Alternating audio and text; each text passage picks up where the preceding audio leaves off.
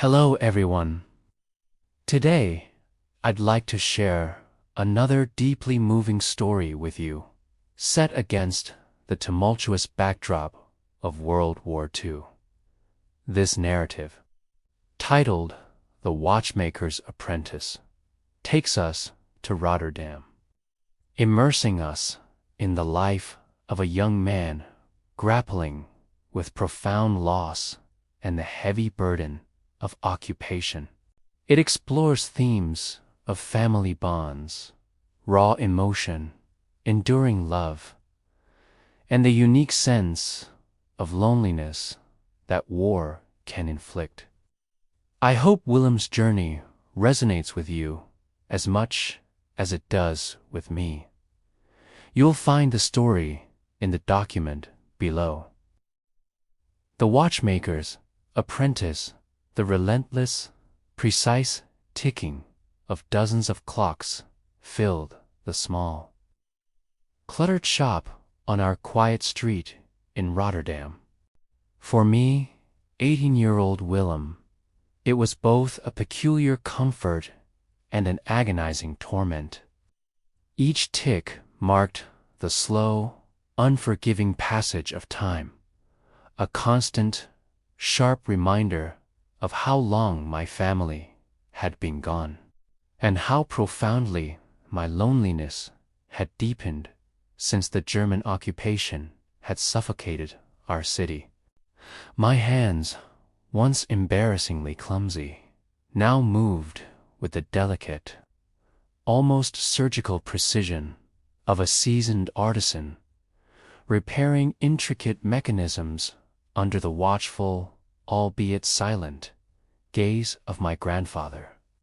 Before the war, this shop, a haven of tiny gears and polished brass, had been a place of vibrant, living energy.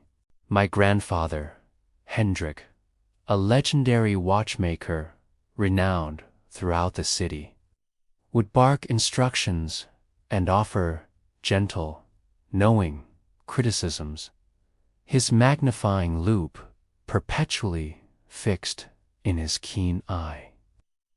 My parents, always busy, yet always profoundly present, would weave through the displays, bringing in steaming coffee and fragrant pastries from the bakery down the street, their laughter echoing warmly off the glass cases. My older sister, Lisa, with her boundless energy and dazzlingly bright smile, would tease me mercilessly about my fumbling attempts at repair, her presence a constant source of youthful exuberance. The very air in our home was thick with love, expressed in our shared passion for craftsmanship in lively, sometimes boisterous, debates over dinner, and in the unspoken understanding that bound us all together tighter than any spring. I can still recall the distinct, comforting scent of machine oil mingling with my grandmother's delicate lavender sachets, the precise, satisfying click of perfectly meshing gears, and the warm, reassuring weight of my grandfather's hand on my shoulder, a silent blessing. These were the intricate, beautiful gears of my past, now tragically shattered and scattered by the cruel machinery of war. Then, the bombs had fallen on Rotterdam. The city, once bustling with life and commerce, became, in a single, terrifying night, a landscape of fire and smoldering rubble. Our watch shop, by some miraculous twist of fate, had survived, a small, stubborn island in a vast, desolate sea of destruction. But my parents and Lisa, caught in the inferno of the city center, had not. They were simply gone, swallowed by the relentless flames, leaving behind only a gaping, aching void that no amount of precision could ever fill. Grandfather Hendrik, already ancient and impossibly frail, had retreated even further into his silent world of gears and springs. His grief, a palpable, suffocating shroud that settled over us both. I, now the sole surviving apprentice, was left to navigate the profound silence. The crushing weight of their absence and the ever-present, menacing German patrols that patrolled our desolate streets. I continued their work, driven by a fierce, almost desperate loyalty to my grandfather and the hallowed legacy of our shop. The intricate, almost meditative precision of watchmaking became my only anchor, my sole refuge in a world that felt utterly chaotic. Each tiny screw, each delicate balance wheel demanded my absolute, unwavering focus, allowing me to escape the overwhelming emotion of my grief, if only for a few precious hours. The Germans, surprisingly, left us largely undisturbed. They understood that precision timekeeping was a valuable commodity, even for an occupying force. We lived on meager rations, our days dictated by the rhythmic cycle of repairs and the pervasive, underlying tension of occupation. The silence between me and my grandfather, a man of few words even before the war, was now a strange mixture of shared, unspoken sorrow and profound individual loneliness. My only true connection to the world beyond our quiet shop, beyond the grim, suffocating reality of occupation, was through the secret radio I had painstakingly built from scavenged parts. Hidden beneath a loose floorboard in my tiny, unheated attic room, it was a fragile, illicit lifeline to the outside world, humming softly in the dead of night. Through its crackling static, I caught precious whispers of Allied advancements, desperate calls for resistance from unseen heroes, and reassuring, familiar broadcasts from the BBC, distant voices of hope that pierced my deep isolation, keeping a flickering flame alive within me. This illicit connection was a peculiar, almost desperate form of love, defiant act of clinging to freedom and the fervent hope for a better future. A future where our family might one day be whole again. One frigid winter night, the static on my radio cleared, cutting through the usual hum to reveal a desperate, coded message. A downed Allied pilot, injured and hidden, needed immediate medical attention and safe passage. He was reported to be just a few kilometers outside the city, near the old windmill, a familiar landmark from my childhood excursions. My heart pounded against my ribs, a frantic drum. I knew the area intimately. I also knew, with chilling certainty, that the German patrols were particularly thick there, relentless in their search for anyone who dared to defy them. The fear was a cold, sharp blade, pricking at my resolve, but the urgent call to action. The sudden, overwhelming knowledge that I could do something stirred a powerful emotion deep within me, overriding my terror. I looked at my grandfather, sleeping soundly in his narrow bed, frail and utterly oblivious to the dangerous world I was about to enter. I was utterly alone in this terrifying decision. But the thought of my lost family, of Lisa's fearless, adventurous spirit, of my parents' quiet, unwavering resilience, ignited a desperate, burning resolve in me. If I could save this one life, this anonymous pilot, perhaps it would be a small act of defiance against the overwhelming tide of loss that had consumed my own, a tiny counterbalance to the crushing emptiness within me.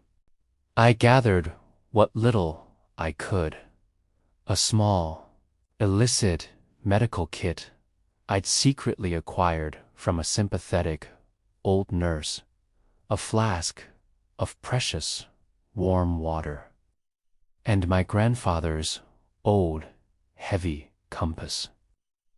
As I slipped out into the bitter, moonless night, the distant, rhythmic ticking of the clocks in the shop seemed to echo my racing heartbeat, urging me onward. The journey was harrowing. I moved like a phantom through the desolate streets, narrowly avoiding patrols, navigating by the faint, familiar silhouettes of the bombed-out buildings and the cold, unblinking stars above.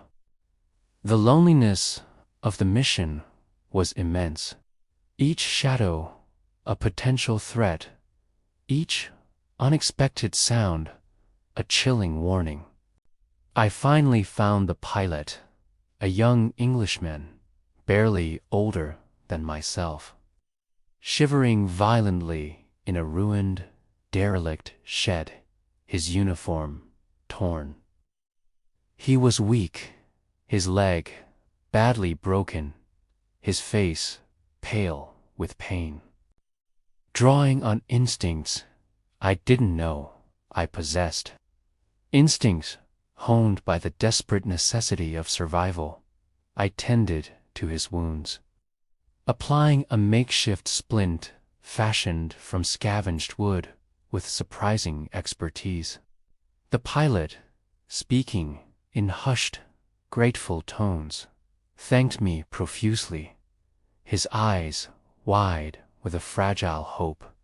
As dawn approached, painting the sky with streaks of cold gray and pink, we heard the distinct, unmistakable sound of a German patrol approaching, their voices growing louder, trapped.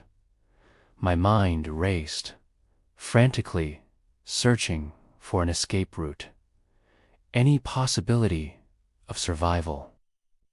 I looked at the pilot, then at the skeletal remains of the old windmill nearby, its broken sails turning slowly in the wind. An idea, reckless and desperate, but potentially brilliant, formed in my mind. The gears, I whispered, my voice hoarse. I can jam the gears, make a diversion, give you time. The pilot looked at me, his eyes wide with a mixture of disbelief and desperate, fragile hope. You'd do that? He whispered back, his voice thin. My family. They're gone, I said. The words a raw, unexpected confession. This is all I have left. To help, I slipped away, moving like a ghost through the pre-dawn gloom. I reached the windmill, its ancient wooden gears rusted and silent for decades. I found a sturdy piece of fallen timber, thick and heavy, and with immense effort, pushing past the pain in my own bones, managed to wedge it into the main gear mechanism. There was a sudden, deafening screech of grinding metal and splintering wood. A terrible, agonizing shriek that echoed across the quiet countryside like a dying beast. The noise was impossible to ignore. The German patrol immediately diverted, their shouts growing louder and more urgent as they rushed towards the crippled windmill, drawn by the sound. I watched, hidden among the ruins, as the pilot, limping painfully, but with surprising speed, disappeared into the morning mist, a silent prayer on my lips. Then I too slipped away, moving quickly and silently, making my way back to the relative safety of the city, my body aching with fatigue and my heart full of a strange, quiet triumph that warmed me from within. I returned to the watch shop undetected. My grandfather was already at his bench, his loop firmly in place, his face a mask of silent dedication. I took my own place at the worn workbench, my hands still trembling slightly. The incessant ticking of the clocks no longer felt like a torment. Each second was no longer a marker of loss, but a victory, a steady beat in the ongoing rhythm of life, a pulse of hope. Weeks later, a coded message, faint but clear, crackled on my secret radio. Eagle has landed. Message received. Thanks to the watchmaker's apprentice. I smiled then, a genuine, profound smile that reached my eyes for the first time in years, a warmth spreading through my chest. My loneliness had not vanished entirely. It was a deep shadow that would always remain, but it was now laced with a quiet, fierce pride, a profound understanding of my unique, vital contribution to something larger than myself. The love I felt for my lost family, and the burgeoning hope for a future peace where no more families would be torn apart, burned brighter than ever within me. I was no longer just a boy in a quiet shop. I was a silent cog in the great, complex machine of resistance, a hidden hero weaving a small, crucial part of the world's desperate, precious time.